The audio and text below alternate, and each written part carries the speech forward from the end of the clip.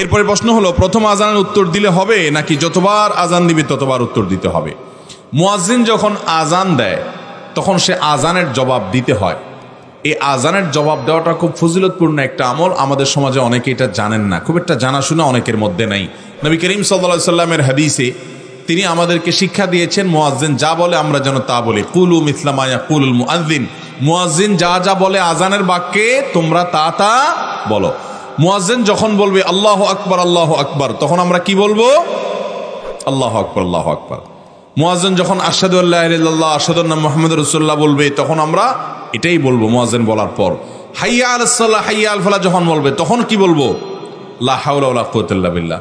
এভাবে মুয়াজ্জিনের আজানের জবাব যদি আপনি দেন, কি লাভ হবে জানেন? মুয়াজ্জিন আজান দিয়ে যে পরিমাণ সওয়াব পাইছে, আপনাকে আল্লাহ তাআলা উত্তর দেওয়ার মাধ্যমে সে পরিমাণ সওয়াব দান করবেন। মুয়াজ্জিন কি পরিমাণ সওয়াব পায়? মুয়াজ্জিনের আজান শুনে যত মানুষ নামাজ পড়তে আসে সবাই যে পরিমাণ সওয়াব পায়, মুয়াজ্জিন যদি আল্লাহকে খুশি করবার জন্য আজান দেয় তাহলে সে পরিমাণ সওয়াব সে পাবে। আর যদি শুধু পয়সার ধান্দায় করে, শুধু চাকরি হিসাবেই নেয়, তাহলে সওয়াব পাবে না। আজান যদি আল্লাহকে খুশি করবার জন্য দেয়, মসজিদ কমিটি তাকে কিছু সম্মানী দেয়, কিছু বেতন ভাতা দেয়, সেটা ভিন্ন বিষয়, কিন্তু সে এটাকে ভালোবাসার জায়গা থেকে। নবী সাল্লাল্লাহু আলাইহি সাল্লাম বলেছেন, যারা আজান দেবে কিয়ামতের ময়দানে তাদের ঘাড় উঁচু থাকবে, অর্থাৎ তারা সম্মানিত, এটা বোঝা যাবে। সেই জায়গায় যদি কেউ আজান দেয় তাহলে তার এই মর্যাদা হবে। অতএব আজানের জবাব দেবো তো ইনশাআল্লাহ। এখন কথা হলো, এক এলাকাতে 5-7টা 10টা মসজিদের আজান শোনা যায়, কোনটার জবাব দিবেন?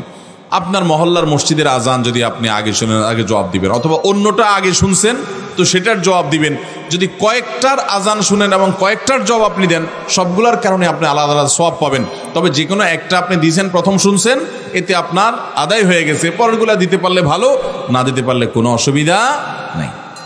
মুসাফির হয়ে বাড়ি থেকে বের হলে কত মাইল অতিক্রম করলে সফরের নামাজ পড়া যাবে? খুব দরকারি প্রশ্ন। আমরা সফরের নামাজের সুবিধাটা কখন থেকে পাব? এটার উত্তর হলো, আপনি যেই এরিয়াতে বসবাস করেন, আপনার বসবাসের একটা এরিয়া আছে না নাই? সেই এরিয়াটা কিভাবে নিরূপণ করবেন? ধরুন আপনি একটা সমাজে বসবাস করেন, এই সমাজের একটা মানুষের সামাজিক যে প্রয়োজনগুলো আছে এগুলো পূরণ করার জন্য যা যা দরকারি সবগুলো মিলে একটা এরিয়া। ধরেন কথার কথা একটা ইউনিয়ন অথবা একটা থানা। এই থানার মধ্যে আপনার একটা শিক্ষা অফিস এবং স্বাস্থ্য বিভাগের একটা কার্যালয়, স্কুল, মাদ্রাসা, কবরস্থান, মসজিদ, একটা পুলিশ স্টেশন, সব কিছু মিলিয়ে একটা পূর্ণাঙ্গ সমাজ, কি সমাজ না? অতএব এই এরিয়া থেকে যখন আপনি বের হয়ে নতুন আরেক এরিয়াতে ঢুকে যাবেন, যে সেটা আরেকটা সমাজ, তখন থেকে আপনার সফরের সুবিধা আপনি পাওয়া শুরু করবেন। ধরুন কেউ চট্টগ্রাম সিটি কর্পোরেশনে থাকেন, তো গোটা সিটি কর্পোরেশনের একজন নাগরিকের যত সুযোগ সুবিধা আছে সবগুলো মিলে একটা সিটি কর্পোরেশন। অতএব সেই সিটি কর্পোরেশন এরিয়া থেকে বের হয়ে তিনি চলে গেলেন, তার জন্য সফরের সুবিধা শুরু হয়ে যাবে।